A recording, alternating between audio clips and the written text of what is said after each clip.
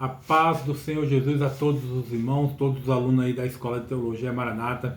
Estamos aqui na nossa segunda aula sobre a igreja, amém? Segunda aula sobre a igreja. Na primeira aula nós aprendemos a natureza da igreja, amém?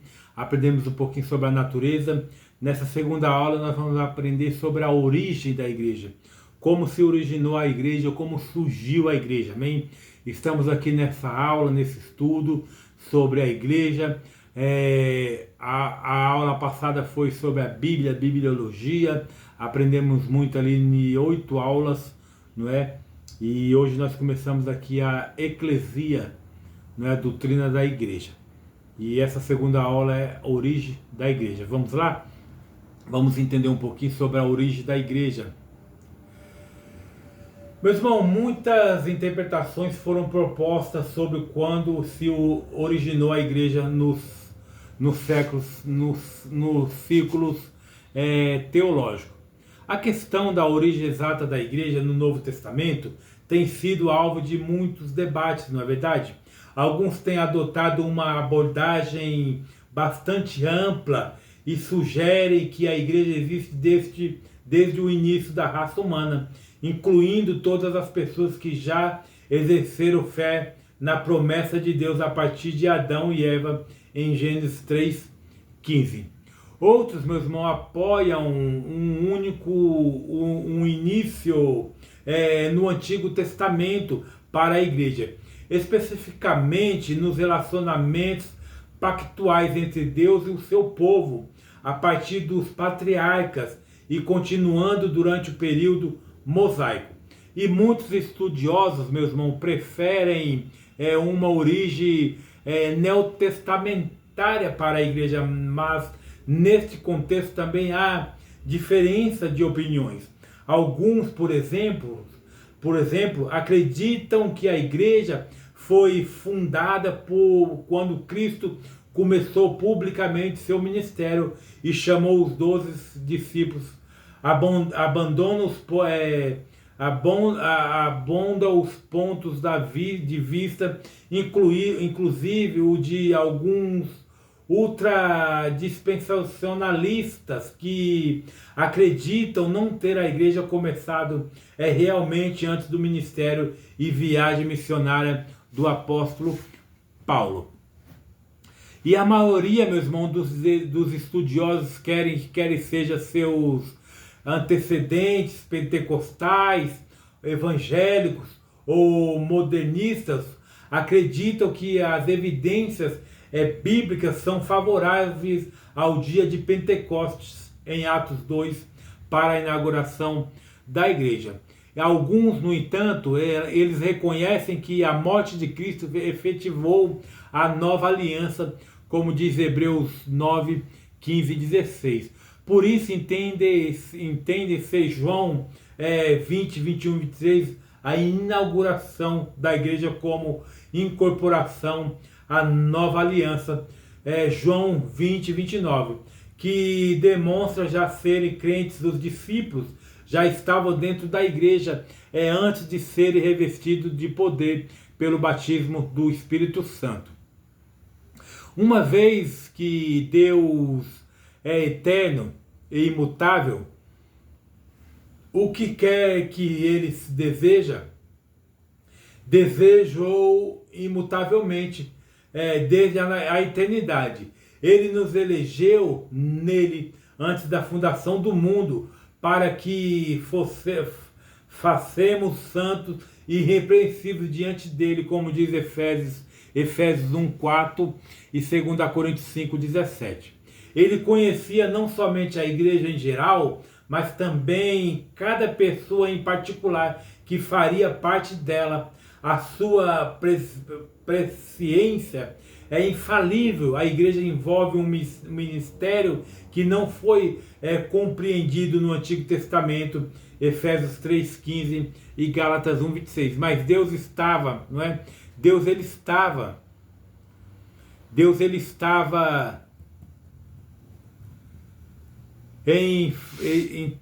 então Deus estava na igreja, né?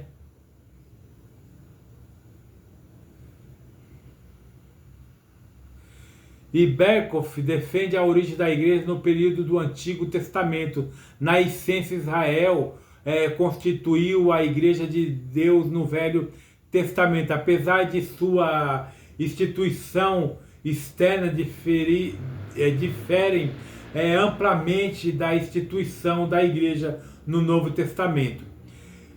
E esta doutrina, meus irmãos, é conhecida também como dispensacionalismo extremo, por interpretar Atos 28 como início da igreja, em virtude de nesta passagem os judeus haverem formalmente rejeitado a mensagem evangélica. Tendo em vista a recusa judaica, Paulo anuncia: tomai, pois, conhecimento de que esta salvação de Deus foi enviada aos gentios, e eles ouviram. Atos 28. O ultradispensacionalismo é conhecido ainda como bulligerismo, por ter sido Bullig em 1837 e 1813 o seu principal expoente. Os nomes difíceis de pronunciar aqui, meus irmãos, me perdoa na pronúncia aí, mas a gente vai melhorando, tá bom? Então, fazendo preparativos para a igreja, apesar disso, todos os planos para escolher uma nação por cujo intermédio Deus iria abençoar o mundo, como diz Gênesis 12, do 1 ao 3, também era plano para a igreja que seria edificada em Cristo. A origem da igreja, mesmo do Novo Testamento, foi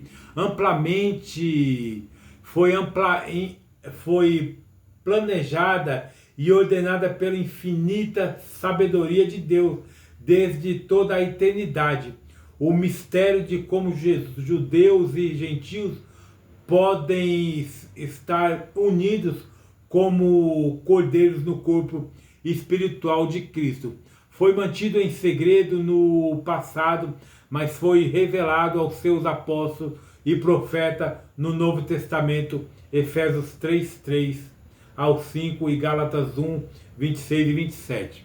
Cristo, a fundação da igreja, é o cordeiro que foi morto desde a fundação do mundo, Apocalipse 13:8. Na verdade, nós fomos eternamente eleitos segundo a presciência de Deus Pai, 1 Pedro 1:2.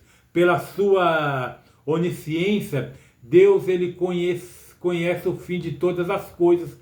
Pela sua onisciência, ele conhece os melhores meios para alcançar este fim.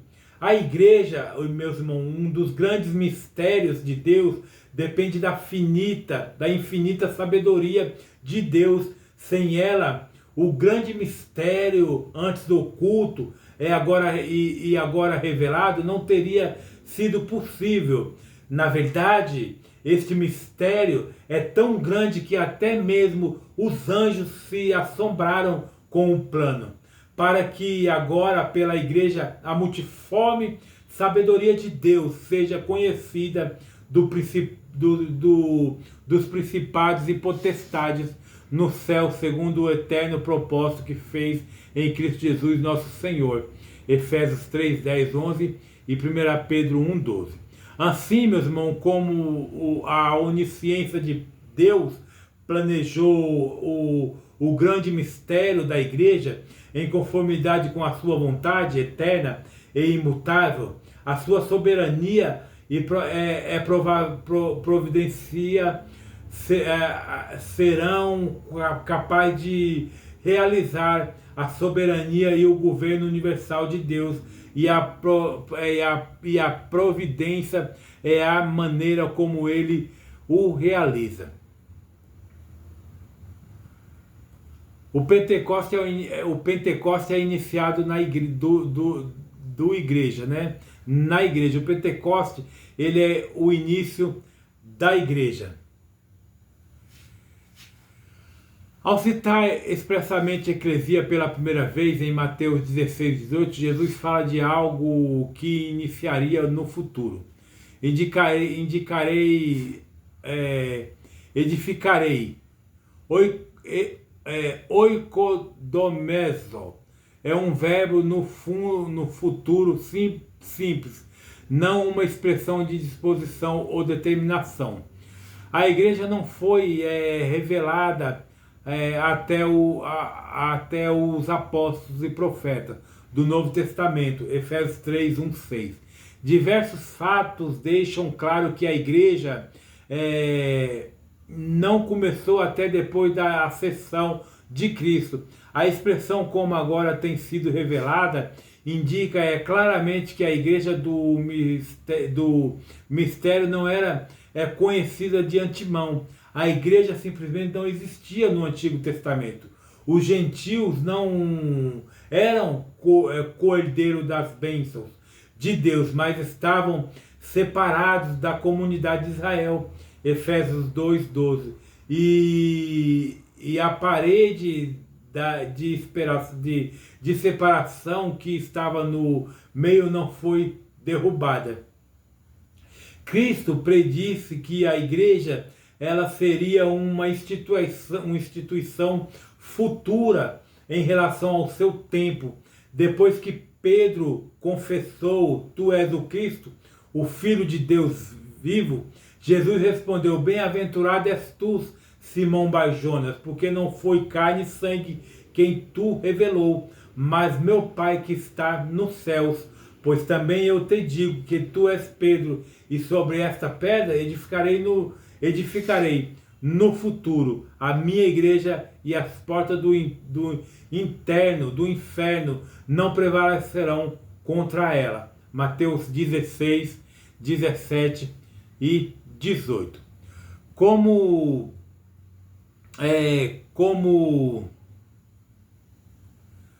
a sua morte e ressurreição são a fundação da igreja, ela não poderia ter se iniciado ainda, uma vez que ele ainda não tinha morrido. Amém? Então eu creio que a igreja ela foi iniciada com a morte e ressurreição de Jesus Cristo. Aí iniciou a igreja. A igreja, meu irmão, começou depois da morte e ressurreição de Cristo. Olhai, pois, por vós e por todo o rebanho sobre o que o Espírito Santo vos constitui bispo para apacentardes a igreja de Deus, que ele resgatou com seu próprio sangue. Atos 20, 28. A igreja não começou até depois que Jesus veio morrer e ressuscitou, e a estabeleceu sobre o fundamento dos apóstolos, né? Geisley apresenta uma sólida argumentação para o início da igreja no Pentecoste. O que ela apresenta? Qual a fundação que ela apresenta? Ele vai dizer assim: Paulo afirma que a igreja consiste daqueles que são batizados pelo Espírito Santo em um só corpo.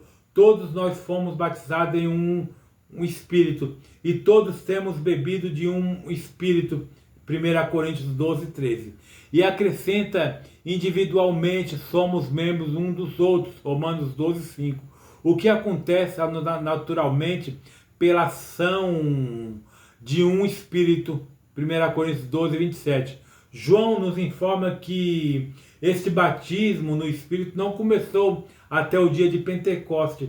Isso disse ele do Espírito que havia de receber os que nele crescem, porque o Espírito Santo ainda não foram dados por ainda Jesus não ter sido glorificado, como diz João 7,39. Pouco antes da sua ascensão, Jesus também disse que o batismo no Espírito ainda não tinha ocorrido, não é? João batizou com água, mas vós sereis batizados com o Espírito Santo não muito depois desses dias. Atos 1:5. O único acontecimento ativado pelo Espírito que teve lugar alguns dias depois foi o dia de Pentecoste, não é? Os dons para operar, os dons para operar a igreja não foram dados antes do Pentecoste. Uma vez que o corpo não pôde existir sem os dons pelos quais ele se sustenta. A concupiscência é que a igreja, perdão, meu irmão, a consequência é que a igreja não poderia existir até depois que estes dons tivessem sido dados. Estes dons não foram dados até que ele, subido ao alto, levou cativo o cativeiro e deu dons aos homens, como diz Efésios 4:8. Diversas objeções, meus irmãos, foram levantadas a esta interpretação de que a igreja começou no Pentecostes.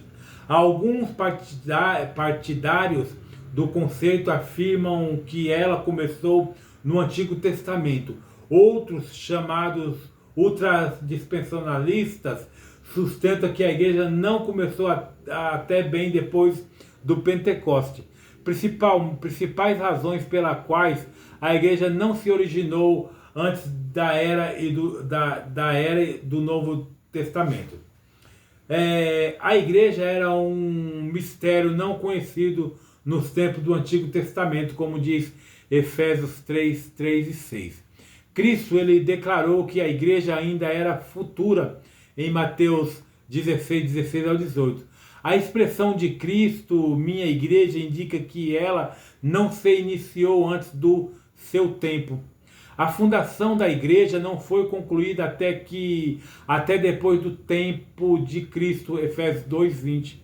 Seu tempo, o uso de eclesia para Israel no Antigo Testamento não a identifica com a igreja do Novo Testamento. A igreja não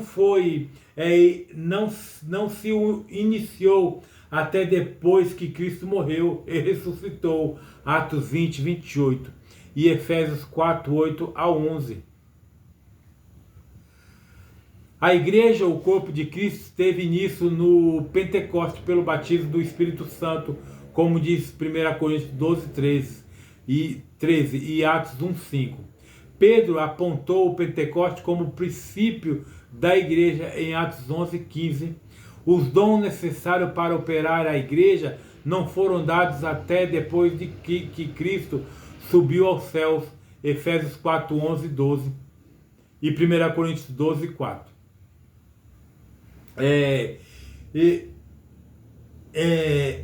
Imediatamente após aquele grande dia em que o Espírito Santo foi derramado sobre os crentes reunidos, a igreja começou a propagar poderosamente o Evangelho, conforme foram prendidos pelo Senhor ressurreto em Atos 1:8. A partir daquele dia, a igreja, meus irmãos, continuou a propagar-se e a ausentar no mundo inteiro, mediante o poder e orientação daquele mesmo Espírito. Amém? A igreja e o reino de Deus. Vamos entender agora aqui a igreja e o reino de Deus.